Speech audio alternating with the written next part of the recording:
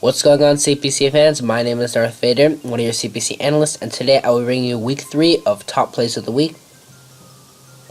And we got some pretty nice top plays for you this week. I do have 4, not 5 this week. A little bit low on some really cool plays, but it's all good. As usual, I don't know if I said these last couple weeks, but as usual, this is my personal list, and feel free to leave your own top 5 or top plays of the week down in the description below. And please go check all of the coaches, all the CPC coaches. I think they'll be down in the description below, so please check them out. So there'll also be spoilers for some games. So if you don't want spoilers, check the coach description below. I watch all their videos, so it will really help the coaches and the CPC. But anyways, let's get started. So in the number 4 spot this week, we have Jake, coach of the Virginia Tech Rookies. He's going up against Will the RNG Lord, coach of the SA Sparks for week 3. Jake's sitting with this bronze rung against his man Kangaskhan. And this could be a little threatening because Kangaskhan could set up with Power Punch. But Jake sees that coming, and he's going to decide to take this opportunity. And he's going to go out into his Garchomp, and he's going to get the prediction right, as Will's going to go for the Power Up Punch. He's going to pin some nice rough skin damage onto this Mega Kangaskhan. And right here, Garchomp does have a decent matchup. It can hit the Alolan Muck and the Klefki, but that's really about it. Mamoswine can Ice Shard the Mega Kang, because this Garchomp is defensive due to the fact that it revealed Rocky Helm before, but it was knocked off. This Mega Kangaskhan does outspeed. I can probably hit it with Ice Punch or Ice Beam. Most likely Ice Punch because will reveal Power Punch, so it probably is all physical. The Manectric click hit bar ice, the Torn T click hit bar ice. So there's not much need for Garchomp anymore. But Jake decided to bring some nice heat this week, and he is going to pull out the Endure Garchomp, and Will is going to Ice Punch as Jake predicted, and that man Kangaskhan is going to take a lot more damage. And apparently, with Parental Bond, and it does not break Endure, so that's really cool to see. And now the Mega Kangaskhan is incredibly weakened because it still has to hit the Garchomp one more time to knock it out. So Will's going to go for the Power Punch, and is going to put some nice damage on the Mega Kangaskhan. And now the Mega Kangaskhan is in range for Toxicroak's Drain Punch. I believe this was a Choice Scarf Toxicroak. And if this was from like speedy, bulky Mega Kangaskhan, the damage that Garchomp got off on the Mega Kangaskhan really helped secure the kill on Toxicroak, and thus earning Jake the number 4 spot this week, and helping him earn the 3rd win for his CPC season. Moving on to the number 3 spot this week, we have 6-1 Shadow, coach of the Connecticut Crocodiles, and he's taking on Verd, coach of the Adelaide Zydangos, I think. And right now, his Shadow Scolpede is a little weakened. I think his Run Heat is also pretty weakened, along with his Mew. But Shadow's actually in a pretty decent spot himself. It's a little weird right now, because if you take a look at it, the rocks are up. So Weavile is going to take damage. Dragonite's Multi-Scale is going to pop. It's not showing. And the Sash breaks any potential, or the Stealth Rocks on the field breaks any potential Sash.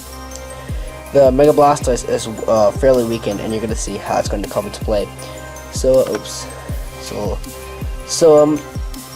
right here, the only thing really stopping on what Shadow has set in mind is, for a Primarina sweep, is this Rotom, because this Rotom could be Sash. So, right here, Shadow, I think at least needs it weakened.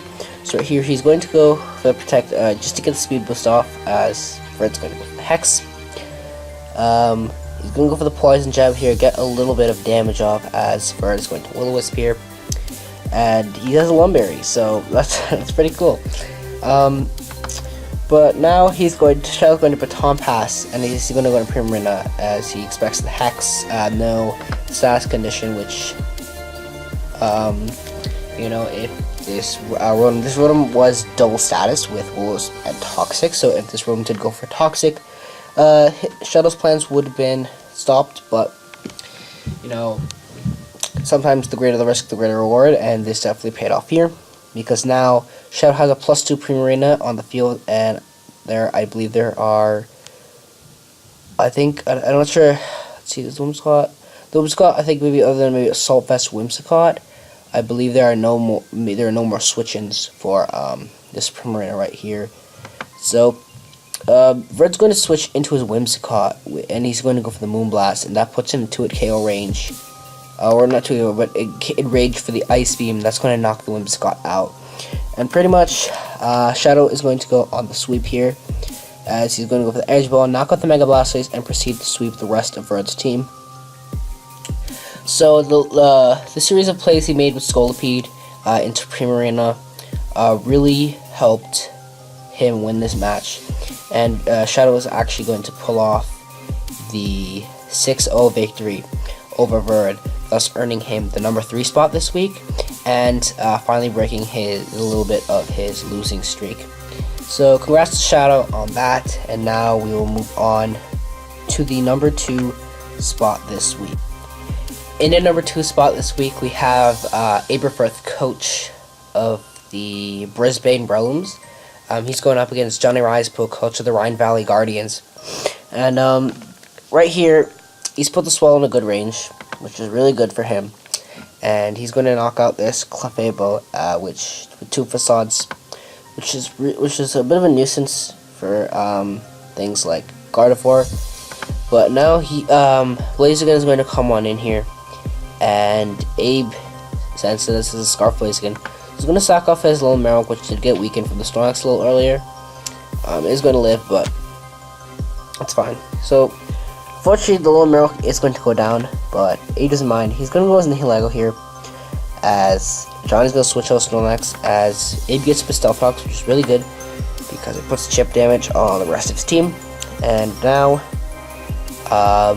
Abe is going to stay in. I don't know if this is Sash or Shuka, but a quick was revealed already. But you get a sense that Johnny is going to overpredict, and Abe is going to go for the Acid Spray here. And that is going to allow for him to knock out the Snorlax at this range, as he's going to go for Sludge Fit and knocks out the Snorlax. And this allowed Abe more room for his Mega Gardevoir, his Magneton, and his Nihilego, all 3 of the rest of his team, the special attackers. Snorlax was a very huge special wall and a big nuisance to Abe's team. So this was a really cool play, and it definitely gave Abe more room, and this allowed him to win this week, along with earning the number 2 spot this week. So congrats to Abe on your win and number 2 spot this week. And now we'll go on to the number 1 spot this week. And finally, in the number 1 spot this week, we have Juiced, coach of the Angels of Bahia, and he's going up against Turk, coach of the Toronto Luxrays. And both of these teams are undefeated teams, so the play I'm about to show you, definitely a lot risky and very pivotal in this match. So Turk doesn't want his Whirlipede getting whirled down, and just revealed Taunt Greninja, or I think he's going to reveal Taunt Greninja right here. So it's good that he protected, but he's going to switch out into his Milotic, as she's going to go for the taunt. And now, if this Milotic is, or it's only carrying Scald, then that means he's forced to just attack, or he can swap. And Juice is going to make a bit of a risky play here, as he's going to swap out into his Luxray. I kind of sped up. Predicting Scald, and he does get that right. A crit or him swapping into something else could definitely be very risky. But he's going to get that prediction right, and he's going to get the burn, which is actually unfortunate for Turk, because this is a Guts Luxray, not think the other ability is Intimidate. So this is very risky and very a little bit of luck, but it's definitely paid off for Juice. And this is a very pivotal moment because you're going to see here. I believe the Wild Charge was a 2K. It might have been a 2K depending on the crate. I'm not too sure about that one. But as you're going to see here, later on, as the match progresses, both mons from each side will soon go down one by one. Just being up a little bit. So that.